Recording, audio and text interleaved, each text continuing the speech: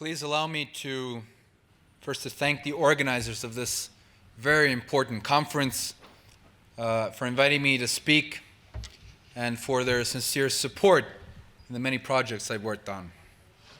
Dear colleagues, distinguished guests, dragi prijatelji, I worked on several documentaries in regards to the breakup of Yugoslavia and the economic and geopolitical causes of the problems we faced in the 1990s, but also face to this day. As a result, many people have contacted me not only to praise or criticize my work, but also to ask me about what they can do. What can ordinary people do to bring about a more just society? Some have offered to help me in my work, and I've always appreciated the support. But helping me make my films won't change things that I criticize in them. They will spread awareness, sure, but we need action. Something that the older generations understood much better when they were our age. In 1968, students in Yugoslavia took to the streets, protesting against vast differences between social classes. They were spearheading changes to the system which was in dire need of reform.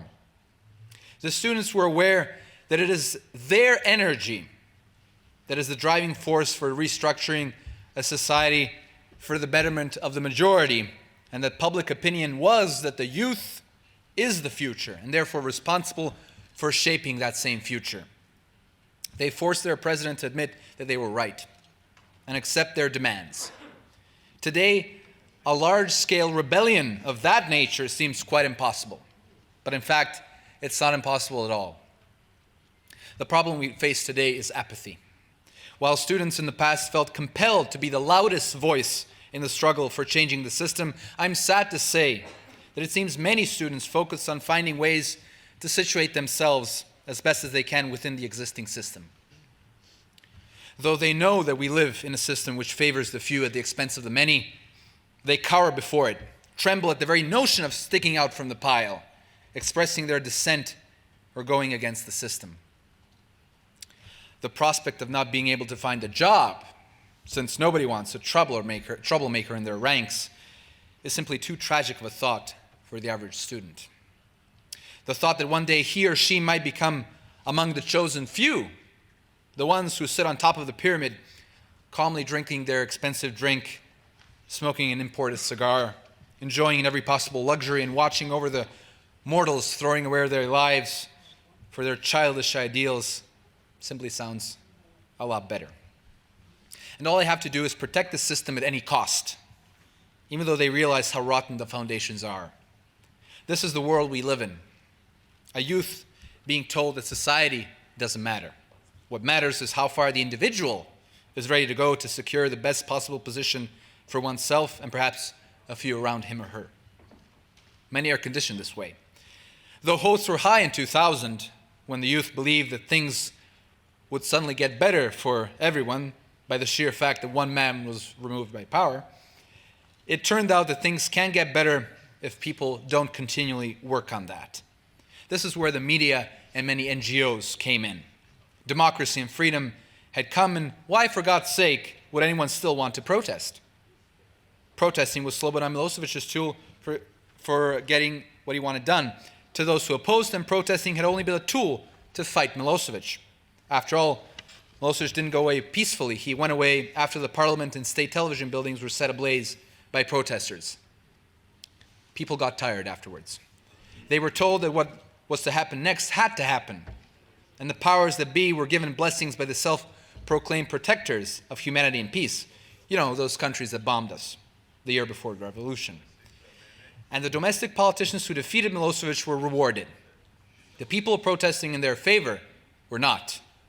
What they received was predatory capitalism.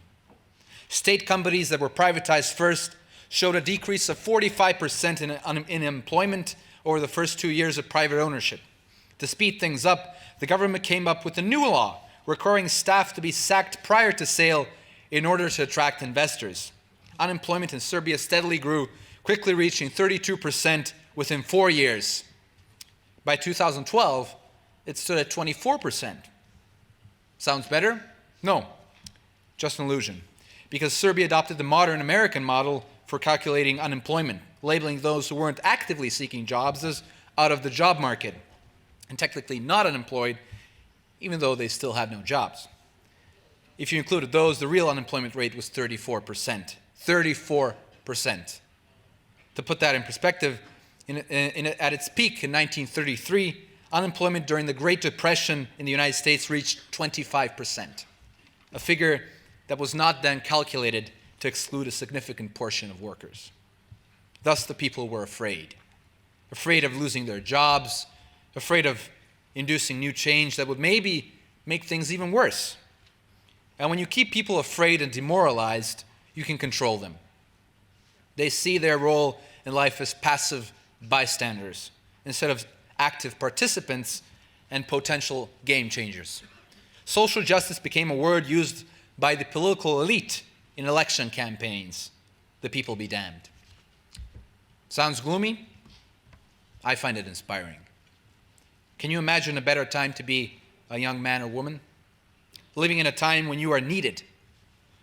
For those of you who've never felt needed, go to a senior's home to spend an hour or two, talk to them to hear what they have to say.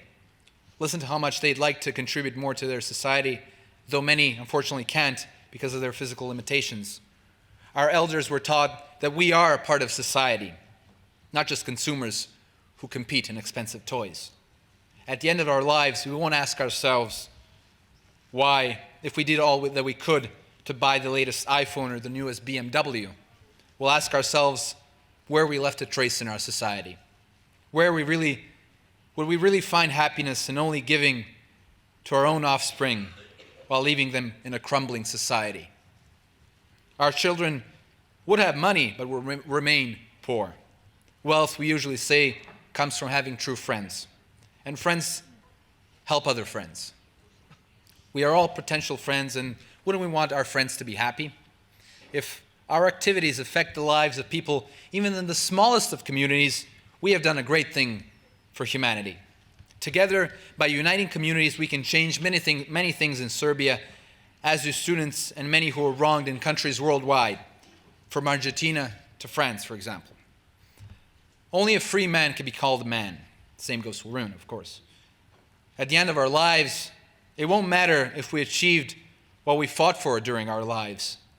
Our struggle will be written high in the sky. Somewhere up there, our names will stand for eternity. They will inspire future generations to continue our cause. Even if we don't succeed, we fought for what we believed in. And that's good enough for me. Thank you.